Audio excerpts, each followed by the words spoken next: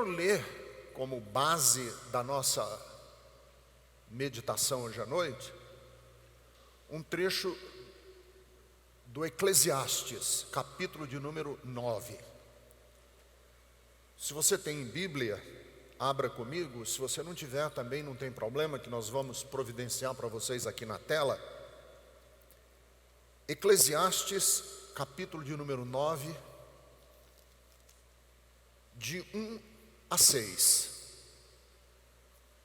O livro do Eclesiastes é um livro muito cru, grave. A maioria dos biblistas diz que o livro do Eclesiastes foi compilado após o exílio de Israel na Babilônia, o cativeiro de Israel na Babilônia. Um grande desastre nacional que foi Israel ter sido finalmente destruído pela Babilônia. Já tinha sido destruído pela Síria e depois pela Babilônia. E aí, depois desse período de grande desgaste nacional, o livro do Eclesiastes foi uma compilação feita por alguns dos sábios, alguns dizem. Antigamente se acreditava que tinha sido Salomão que tinha escrito o Eclesiastes. Hoje, a maioria dos biblistas acredita que não, que foi após o período de Salomão. Então é um livro cru, a realidade crua. Capítulo 9, versículo de 1 a 6. Refleti nisso tudo e cheguei à conclusão de que os justos e os sábios e aquilo que eles fazem estão nas mãos de Deus. O que os espera, seja amor ou ódio, ninguém sabe. Todos partilham um destino comum: o justo e o ímpio, o bom e o mal, o puro e o impuro, o que oferece sacrifícios e os que não os oferece. O que acontece com o homem bom, acontece com o pecador. O que acontece com quem faz juramentos, acontece com quem tem medo de fazê-los. Este é o mal que há em tudo que acontece debaixo do sol. O destino de todos é o mesmo. O coração dos homens, além do mais, está cheio de maldade e de loucura durante toda a vida. Por fim, eles se juntarão aos mortos. Quem está entre os vivos tem esperança. E até um cachorro vivo é melhor do que um cão ou do que um leão morto. Pois os vivos sabem que morrerão, mas os mortos nada sabem. Para eles não haverá mais recompensa e já não tem lembrança deles. Para eles, o amor, o ódio e a inveja há muito desapareceram. Nunca mais terão parte em nada do que acontece debaixo do sol. Pessimismo ou otimismo? Eu sou presente nas redes sociais e tenho diferentes perfis nas redes sociais. Eu estou no YouTube, com as pregações da Igreja Bethesda. E o Ricardo do YouTube não é o mesmo Ricardo do Instagram. E não é o mesmo Ricardo do Twitter. O Ricardo do YouTube é pastoral, é teológico. O Ricardo do Instagram é mais poesia. E o Ricardo do Twitter é mais política. Mas em todas elas, tanto no Instagram, como no YouTube, como no Twitter, vez por outra eu tenho que me explicar. Porque as pessoas me escrevem, e às vezes escrevem até para Jerusa, dizendo o que está acontecendo com o pastor Ricardo. Ele anda tão triste. Que poema foi esse? Parece que ele está depressivo. Será que o pastor Ricardo anda em crise? E as pessoas ficam em dúvida e me perguntam o tempo inteiro: pastor, uma pessoa que tem fé não tem que ser otimista? E aí eu quero dar hoje uma longa resposta. Uma pessoa que tem fé é otimista? É o que eu quero responder para vocês hoje. Não. Uma pessoa que tem fé não é sempre uma pessoa otimista. Porque a própria Bíblia não é um livro otimista. Não sei se vocês prestaram atenção aqui na leitura do texto, se vocês atentaram para esse detalhe, que o texto diz que o coração dos homens está cheio de maldade. Isso aqui não é uma constatação otimista. E a Bíblia, particularmente, tem textos muito pessimistas. Esse texto que eu li para vocês, mas você tem outros textos que confirmam esse. Por exemplo, Jeremias capítulo 17, versículo de número 9, está escrito que o coração de homens e de mulheres é enganoso.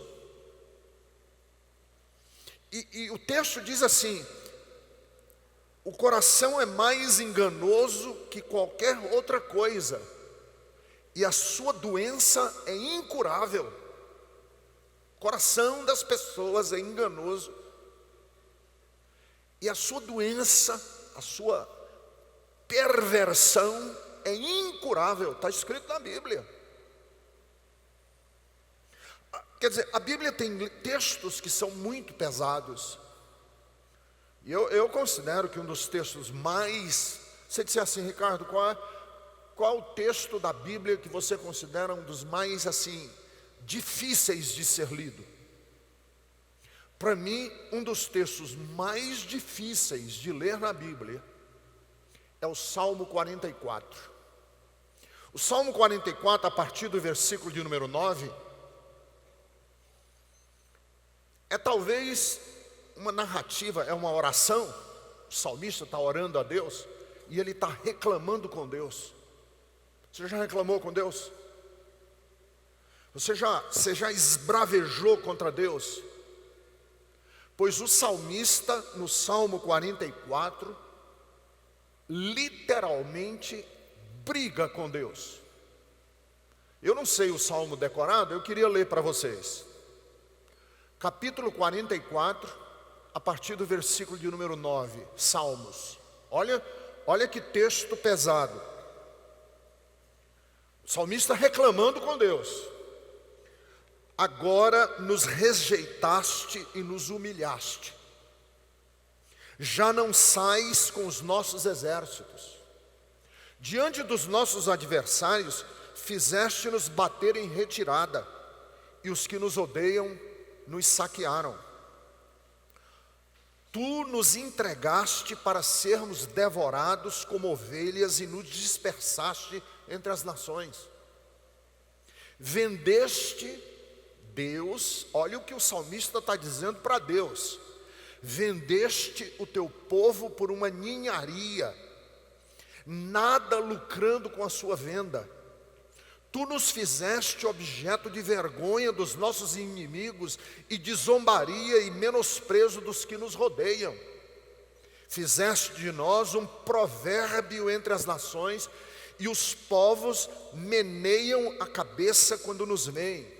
Sofro humilhação o tempo todo, e o meu rosto está coberto de vergonha por causa da zombaria dos que me censuram e me provocam, por causa do inimigo que busca vingança.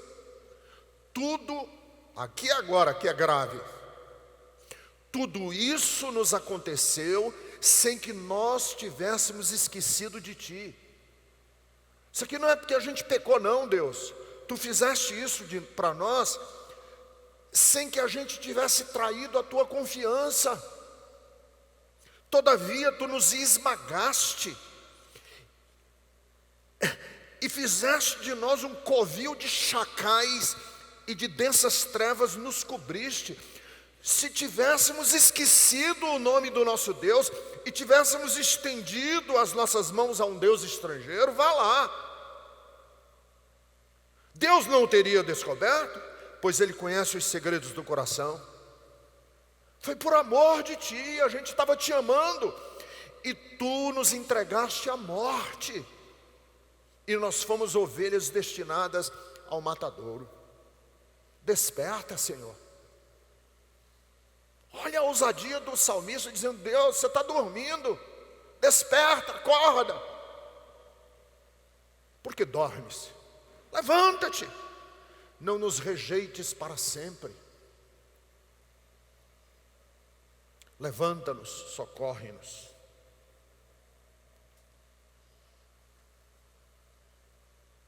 A Bíblia não é um livro especialmente otimista. Eu sei que a gente gosta de pegar versículos da Bíblia que são otimistas. Quem aqui é de tradição evangélica antiga? Quem aqui é de tradição evangélica já de muito tempo? Eu vou pedir para você levantar a mão. Quem aqui sabe o que é uma caixinha de promessas? Há muita gente. Para quem não é de tradição evangélica, deixa eu explicar para vocês. Nas livrarias evangélicas, eles vendem uma caixinha cheia de versículozinhos, só de coisa boa. E aí a pessoa acorda de manhã, abre a caixinha e pega um versículo. Igual como as pessoas fazem com horóscopo. Pega um versículo e só tem coisa boa. O Senhor é contigo, o Senhor vai te abençoar, as coisas vão dar certo. Então a pessoa acorda de manhã, abre a caixinha de promessa, pega um versículo e aquele é o versículo do dia. Isso é coisa boa.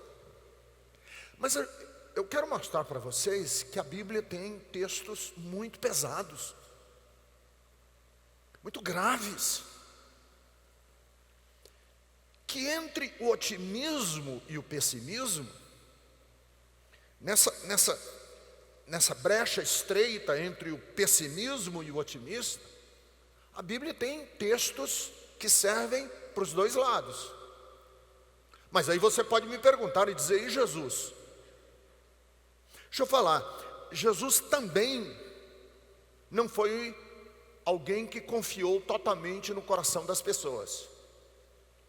Então assim, quando eu falo de Jesus, eu digo assim: Jesus não foi uma pessoa ingênua com respeito às pessoas. Jesus considerava, e ele no trato com as pessoas, não confiava totalmente nas pessoas. Jesus. Não sou eu que estou dizendo isso, quem disse isso foi João. No Evangelho de João, capítulo de número 2, versículos 23 a versículo 25, quando Jesus estava em Jerusalém, na festa da Páscoa, e ele fez alguns milagres, e uma multidão creu nele. Uma multidão creu por causa dos milagres. E aí o texto é taxativo: mas Jesus não se confiava a eles, pois conhecia a todos, e não precisava que ninguém lhe desse testemunho a respeito do homem, pois ele sabia o que havia no coração dos homens. Então você me pergunta: Jesus foi um otimista com relação à natureza humana? Não. Porque com relação à natureza humana, Jesus sabia que há maldade no coração das pessoas. Jesus não era da filosofia do renascentismo e do iluminismo, como Jean-Jacques Rousseau, que acreditava no bom selvagem, no bom indígena, que os seres humanos são naturalmente bons e que é a natureza, é a sociedade que os corrompe. Não. Jesus sabia que o coração dos homens tem perversidade. Tem coisas bonitas, mas tem perversidade. O coração das pessoas tem perversidade. Também Jesus sabia que ninguém escolhe naturalmente o caminho mais difícil. Ninguém escolhe automaticamente o caminho mais difícil. Nós, seres humanos, somos propensos a tomar atalhos. Nós, seres humanos, somos propensos a escolher o caminho mais fácil. Não sei se vocês já tiveram essa experiência de uma calçada. Quando uma calçada faz uma curva de 90 graus, você está na calçada aqui da igreja, do seu condomínio, no parque, na rua. Qualquer calçada que você vai aqui e você tem que fazer uma curva de 90 graus, não sei se vocês já notaram, que no meio da curva, fechando o triângulo, tem um atalho, as pessoas andando na grama. Ninguém faz a curva. As pessoas, quando tem que fazer a curva, pegam um atalho, porque nós somos naturalmente inclinados a tomar o caminho mais fácil. Isso é da natureza humana. E o caminho mais fácil, muitas vezes, é o caminho mais errado. Quer dizer, nós não fazemos a conta. Não é que é o mais errado, a gente não faz a conta. Eu vou pegar o mais fácil. Por isso é que Jesus nos ensinou em Mateus capítulo de número 7, versículos 13 e 14, dizendo assim: esforcem-se por tomar o caminho estreito. O caminho estreito requer de nós uma decisão ética. O caminho largo é o caminho que não requer decisões éticas, porque ele é o mais fácil. As decisões éticas que exigem de nós a tomada do caminho estreito, muitas vezes são pesadas e a gente não está disposto a tomá-las. Porque o cérebro humano é econômico, nós somos econômicos. Eu gosto de dar esse exemplo. Quando eu vou levantar a minha Bíblia, o meu cérebro calcula, antes de eu levantar a Bíblia, mais ou menos quanto ela pesa. Por isso que quando eu vou levantar a Bíblia, eu só uso energia suficiente para levantá-la, porque o meu cérebro calculou que é essa energia que eu preciso. Porque senão, se eu calculasse que essa Bíblia pesaria 30 quilos, quando eu fosse levantar, eu faria assim, ó. Por que eu não faço assim? Porque o cérebro calculou que a energia que eu preciso para levantar essa Bíblia é essa aqui.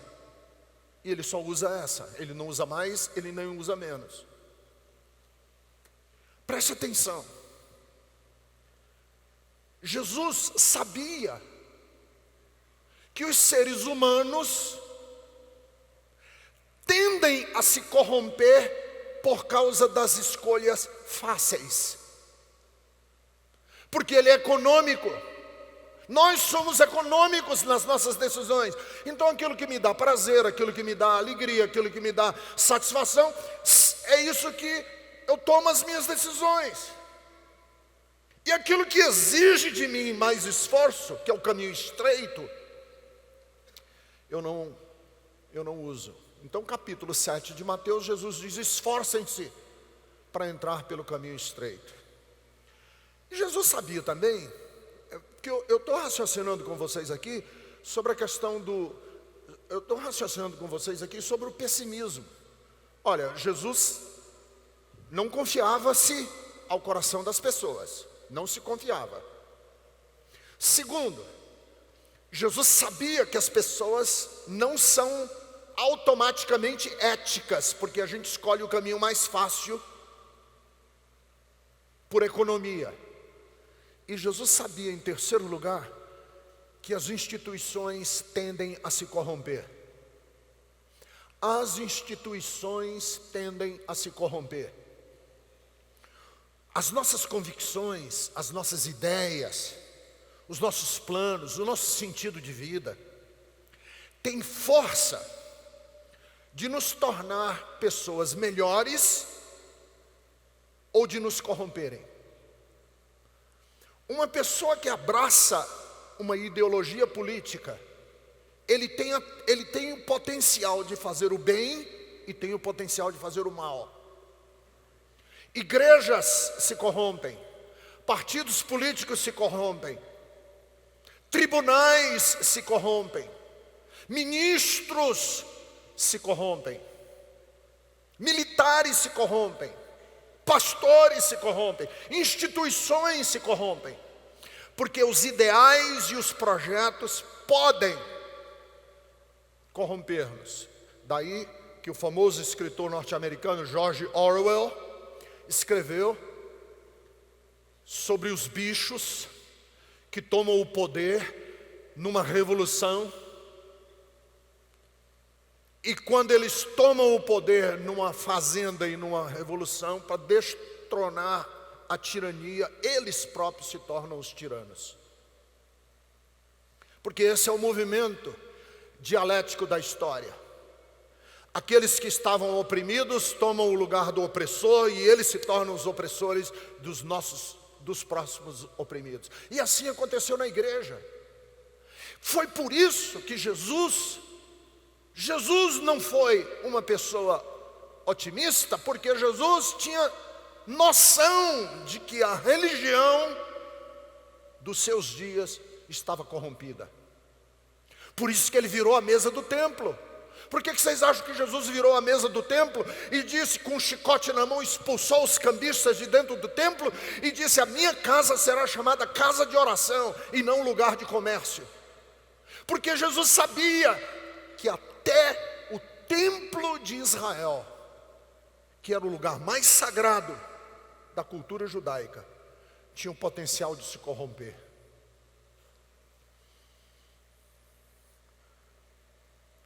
Você me pergunta e diz assim: Ricardo, você é otimista ou você é pessimista? Bem, pelo que eu estou dando de dica para vocês, eu não sou otimista. Eu não sou otimista. Porque o coração das pessoas se corrompe. Eu não sou otimista porque os ideais, as causas, têm o potencial de corromper as pessoas. Eu não sou otimista porque eu sei que as instituições se corrompem. E eu sei porque Jesus me ensina isso. Mas qual é o seu problema com o otimismo, Ricardo? Deixa eu dizer qual é o problema do otimismo.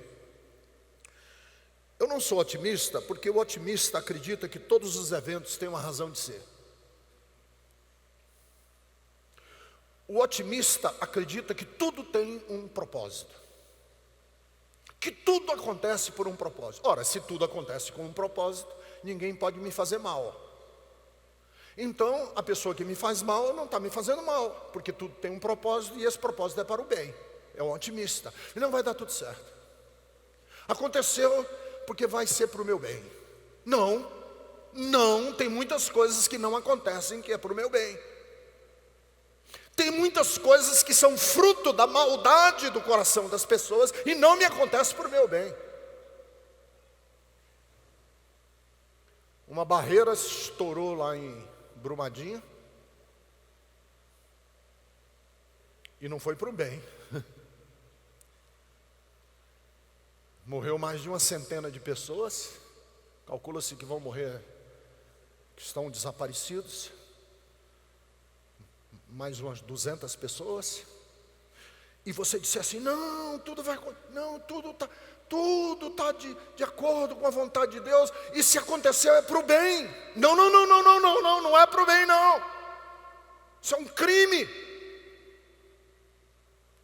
O otimista tem que acreditar que tudo vai redundar em bênção. E eu não acredito que tudo redunda em bênção.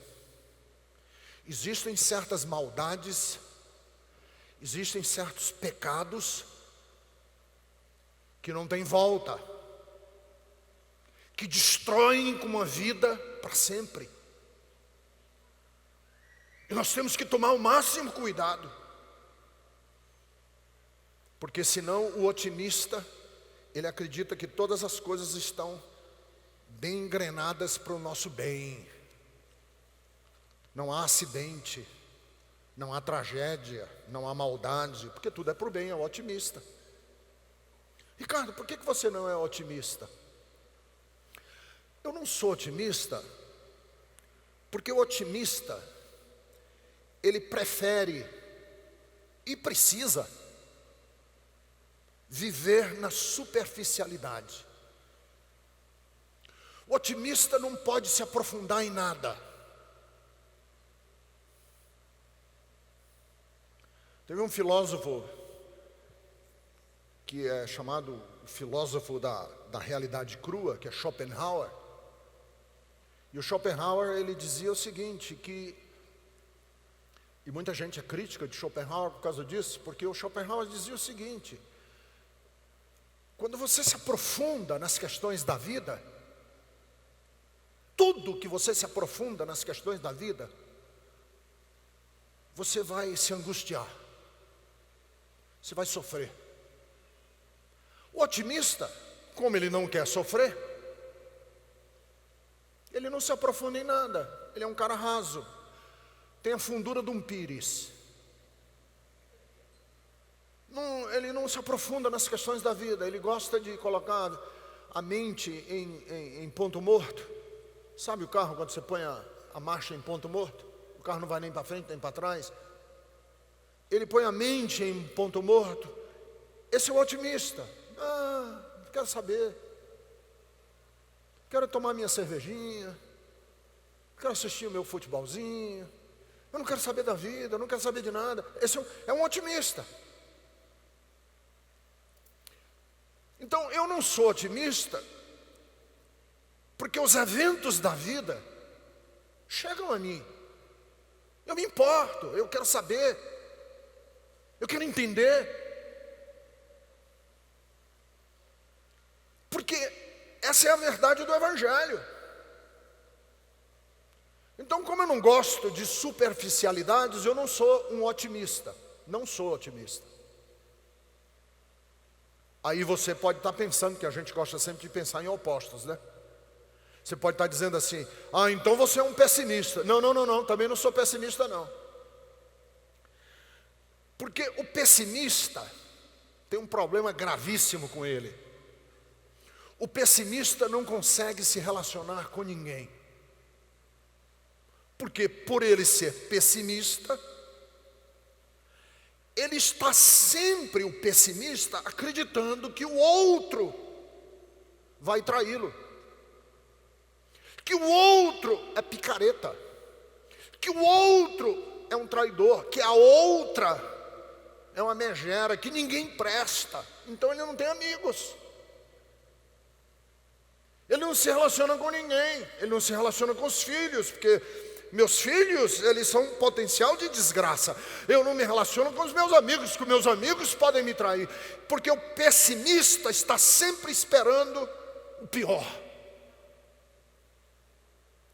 E aí tem a famosa, já badalada frase do Jean-Paul Sartre, que claro, tem que ser colocada no contexto logo depois da Segunda Guerra Mundial, em que ele diz assim: o inferno é o outro. Quem é o inferno da minha vida? É outra pessoa com quem eu me relaciono. Ora, claro, depois da Segunda Guerra Mundial, 46 milhões de mortes, 6 milhões de judeus exterminados em campos de concentração. O inferno é o outro. É outra pessoa que causa inferno na minha vida. Então o pessimista, e eu não quero ser assim. Eu não sou pessimista porque eu quero abraçar as crianças, eu quero ter amigos, eu quero abraçar o Eliel, eu quero amar o meu genro, o Vili, eu quero amar os meus netos, principalmente agora que estou ficando velho e eles estão me dando carinho. Aliás, eu estou oficialmente velho agora, hein? Dia 14 de janeiro eu completei 65 anos, oficialmente velho. Papel passado em cartório e assinado pelo tabelião, velho.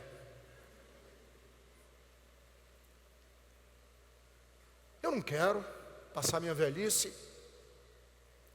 suspeitando de todo mundo, Porque o pessimista suspeita de todos. Por que você não é pessimista, Ricardo? Porque o pessimista não celebra momento nenhum da vida. O pessimista não pode celebrar a vida. Porque o pessimista está sempre esperando uma desgraça. Eu tenho um amigo que é muito pessimista. E às vezes a gente está assim num momento agradável, ele diz assim, está muito bom, vai acontecer desgraça, viu? Porque não é possível a gente estar assim, alegre aqui. Se a gente está alegre é porque vem desgraça pelo caminho. Não, eu quero no meio de todo o sofrimento humano, que eu não descarto, no meio de toda a desgraça humana, que eu não descarto, de todas as dores que as pessoas têm, que eu não descarto, eu quero ter tempo para celebrar momentos preciosos.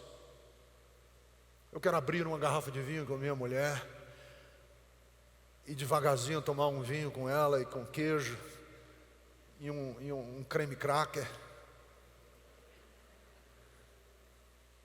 Eu quero abraçar os meus netos e celebrar a vida com a simplicidade, correr, que eu gosto. Eu quero celebrar a vida. Eu não quero ficar todo tempo esperando desgraça. Eu sei que tem desgraça no mundo, mas eu não quero viver debaixo disso. Porque o pessimista vive debaixo da desgraça.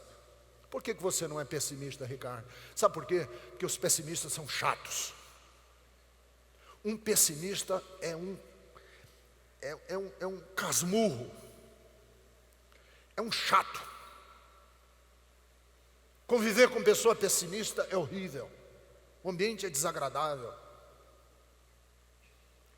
Nós precisamos distensionar um pouco a vida. Mas aí você está dizendo assim, Ricardo, qual o problema de uma pessoa ser, por exemplo, pessimista? Qual o problema? Eu sou pessimista e pronto. Você sabe qual é o problema da pessoa ter, fora isso tudo que eu acabei de falar? O problema da pessoa ser pessimista é que o pessimismo é um derrotismo. O pessimista é um derrotado na vida. Vai dar tudo errado, para que eu vou me esforçar? Vai dar tudo errado. É um derrotismo. Não adianta lutar, não adianta esforço, não adianta, porque as coisas vão continuar como sempre foram, não resolve. E aí vai cantar a música do Zeca Pagodinho, né? Deixa a vida me levar, deixa a vida me levar. Porque não adianta mesmo, vai dar tudo errado. É um derrotismo. E gera essa casmurrice, gente azeda, gente cheia de ranço, chata. O pessimismo, inclusive, facilita muito a vida dos tiranos, dos déspotas, dos ditadores. E eu tenho consciência hoje de que o pessimismo é uma arma ideológica do fascismo. O pessimismo é uma arma ideológica do fascismo. Pessimismo. Porque o pessimista diz assim, não adianta você lutar contra esse regime, não adianta você lutar contra esse governo, porque no dia que você chegar lá, você fica igual a ele. Então, deixa ele lá. E os tiranos amam isso, porque não tem resistência, porque o pessimista é um derrotado. O pessimista não quer sublevar, não quer alterar coisa nenhuma, porque tudo vai dar errado de qualquer maneira. Aí você diz assim, então eu fico entre a cruz e a espada, eu não sei para onde ir, então eu vou ser otimista. Não seja otimista não. Porque o otimismo, como eu já falei, ele é um alienado. O otimista é um alienado. Não quer saber de nada, vai dar tudo certo, caixinha de promessa, horóscopo. As coisas vão dar certo. Para quê? Para quê? Vai dar tudo certo, Deus está no controle, pastor. Deus está no controle, relaxa. Então o otimista é um alienado. E as pessoas alienadas não estão preparadas para o baque da vida. As pessoas alienadas não estão preparadas para o baque da vida. Se você só espera coisas boas, e você acha que tudo vai sempre chegar para você com coisas boas, no dia em que a tempestade bater na sua porta, no dia em que o sofrimento chegar na sua casa, o otimista vai estar despreparado.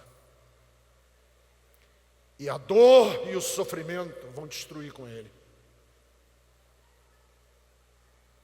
Aí você diz assim: Ricardo, você está insistindo a noite inteira em dizer que não é nem pessimista e nem otimista. E é para ser o quê? Deixa eu lhe dizer o que é que nós temos que ser: realistas. Realistas. Mas realista por quê? Deixa eu dizer por quê. Porque o realismo é a matéria-prima da esperança. Realismo é a matéria-prima da esperança. E a esperança tem duas faces. Igual como uma moeda que tem cara e coroa, a esperança tem duas faces. Uma face da esperança é a indignação. E a outra face da esperança é a coragem. Uma face da esperança é eu dizer não. Realismo. Eu olho para a realidade e digo não. Essa realidade não é o melhor que Deus tem. Essa não é a vontade de Deus. Isso é produto da maldade. Isso é produto do pecado. Isso é produto da perversidade humana. Não, eu estou indignado com essa realidade. Realismo. Se você brasileiro ainda não está indignado, tem alguma coisa errada com você.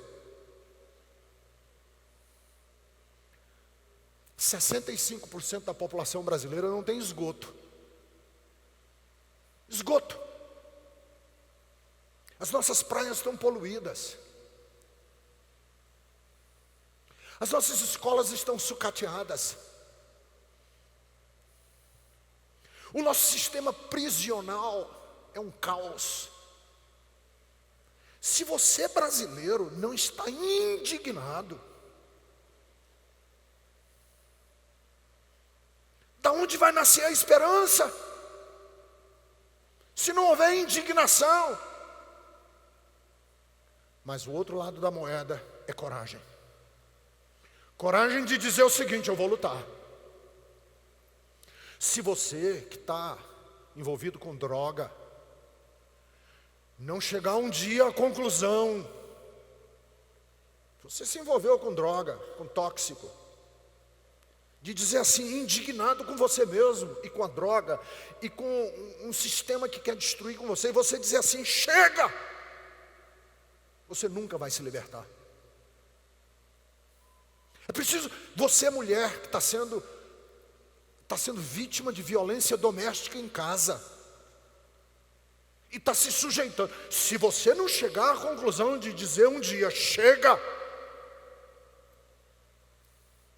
porque pessimista e otimista não diz chega. Pessimista diz, não adianta. O otimista diz, não, vai dar tudo certo. É preciso que você chegue à conclusão que aquilo não é a vontade de Deus, que aquilo não é o propósito de Deus para a sua vida, que aquilo não é a ordem natural das coisas, e que você está dizendo chega. E aí vem o outro lado da moeda. E o outro lado da moeda é dizer, eu vou fazer alguma coisa, vou arregaçar as mangas. Porque nós brasileiros Enquanto estivermos elegendo jogador de futebol, ator pornô, palhaço de circo, membro de milícias, não adianta você ser pessimista ou otimista, as coisas não vão mudar. Nós temos que ser realistas.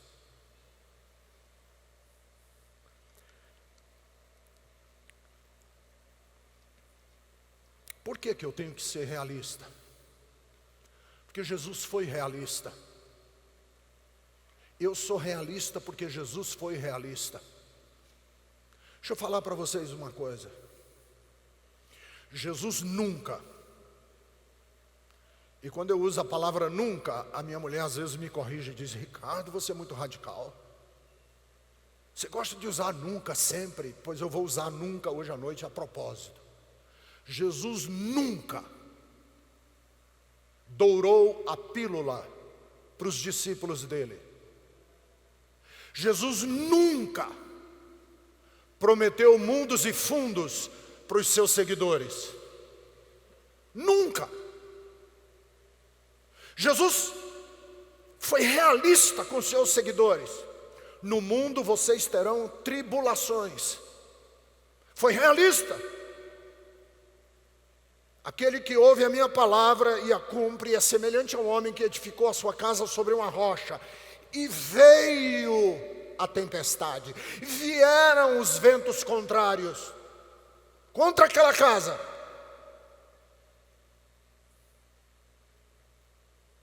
Jesus disse: logo depois que eu morrer, alguns de vocês vão entregar os pais, e os pais vão entregar os filhos nas sinagogas para serem mortos. Eis que eu estou enviando vocês como ovelhas para o meio de lobos. Nunca Jesus dourou a pílula, essa história de pastor, não, venha ser de Jesus, que a sua vida vai multiplicar e as coisas vão dar certo, e a vida vai se engrenar como os dentes de uma roda mecânica, e que tudo vai dar certo. Isso é propaganda enganosa de igreja que não conhece Jesus, e que está pregando um ídolo, não Jesus. E eu vou ser agora um pouco radical. Não sei se eu estou sendo até agora, mas agora eu vou ser. Deixa eu falar. O Evangelho não promete que quem vai seguir Jesus será feliz. O Evangelho promete que quem seguir Jesus vai se angustiar. O Evangelho não promete que quem segue Jesus vai ser feliz e às vezes... Sabe por quê? Porque abraçar a causa de Jesus é abraçar a causa do mundo, a dor do mundo. De repente, eu era antigamente uma pessoa fútil, superficial com a profundidade de um pires. Conheci Jesus. E a dor do mundo chegou a mim. Como que eu posso? Como que eu posso viver uma vida plácida? Como que eu posso viver uma vida tranquila e confortável no meio de tanto sofrimento? Eu estava no avião com o rim. No Antigo Testamento, eles amaldiçoavam com hemorroida. Hoje, basta amaldiçoar com dor no rim, cólica renal, que está de bom tamanho. E eu estava dentro do avião com cólica renal. Mas assim que cheguei no aeroporto, o Vili ligou para o primo dele, Dr. Denilson Fomin. O Denilson Fomin já agilizou o médico. Em questão de 1h30 entre o aeroporto e o hospital, eu já estava com morfina na veia, a dor passou. E quando eu estava nesse meio dessa dor, eu fiquei pensando comigo mesmo. Eu tenho a quem telefonar. eu tenho um convênio médico. E o pobre? Porque o texto de Eclesiastes que eu li para você diz que o que acontece ao justo acontece ao ímpio.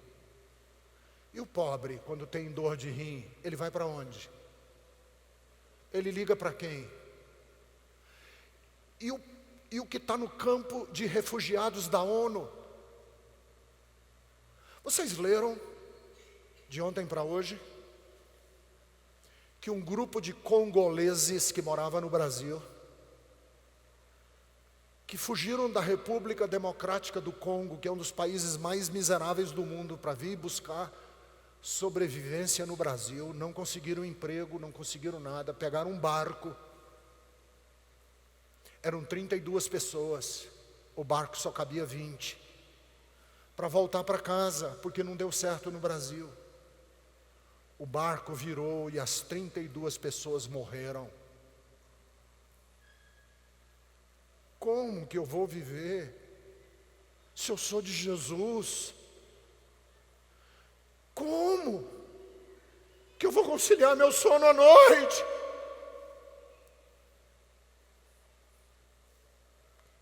A mensagem de Jesus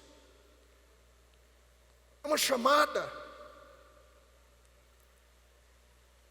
para o caminho estreito, para o caminho da angústia.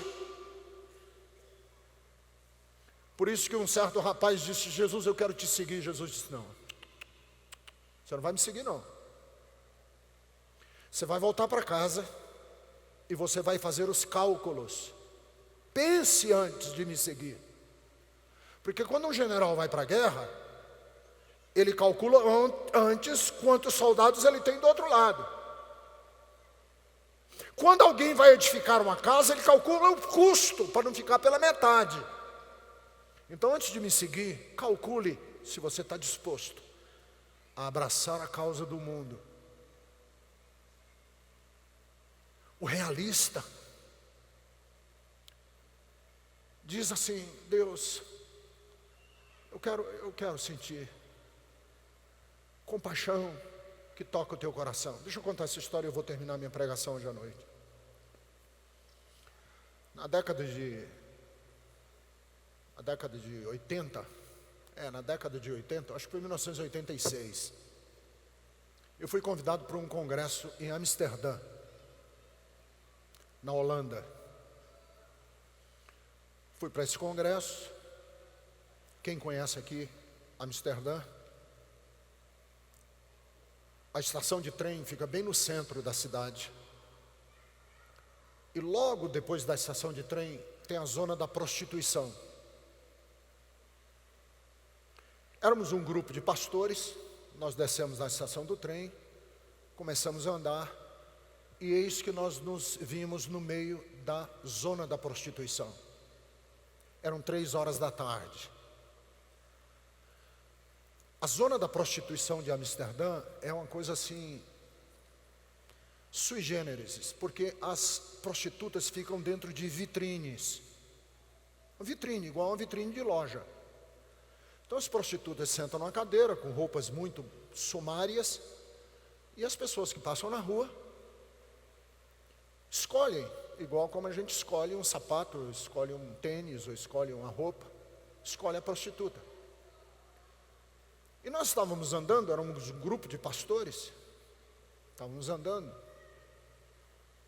e nós vimos uma das prostitutas, era morena, cabelos crespos, e alguém do grupo sugeriu que ela podia ser brasileira. Capaz dessa mulher ser brasileira, olha aí a cara dela. E a mulher de dentro da vitrine fez um gesto, e todo mundo começou a rir do gesto que a mulher fez, e um fazer chacota com o outro, os pastores.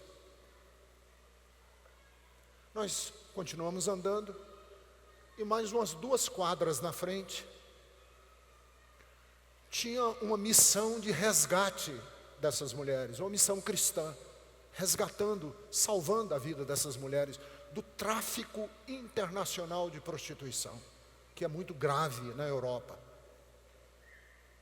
E quando a gente entrou na sala de recepção, estava escrito num bloco de cimento uma frase em inglês que dizia assim: "Let your heart be broken with the things that break the heart of God." Eu vou traduzir para vocês. Que o seu coração se quebrante com aquilo que quebra o coração de Deus. Quando eu vi aquela frase, o Espírito de Deus tocou no meu coração. Eu falei: meu Deus, nós fizemos brincadeira com aquilo que quebra o teu coração. Fizemos chacota de uma mulher que sabe-se lá de onde ela veio, quem ela era e por que ela está se expondo numa vitrine. E nós fizemos foi rir, meu Deus, com aquilo que quebra o teu coração. O realista, meus irmãos, é aquele homem. A realista é aquela mulher que deixa o coração se quebrantar com aquilo que quebra o coração de Deus. Então o cristão não é nem otimista, nem é pessimista. O cristão é realista. E porque ele é realista, ele está disposto a arregaçar as mangas e dizer: nós vamos, em nome de Jesus, ser um agente de compaixão, de serviço, de amor, de inclusão, de hospitalidade, de gentileza, de delicadeza, num mundo tão hostil, tão grave. E é por isso que eu quero que você, entre o otimismo e o pessimismo, escolha hoje o caminho do realismo. Fique em pé comigo que eu quero terminar orando por você hoje à noite.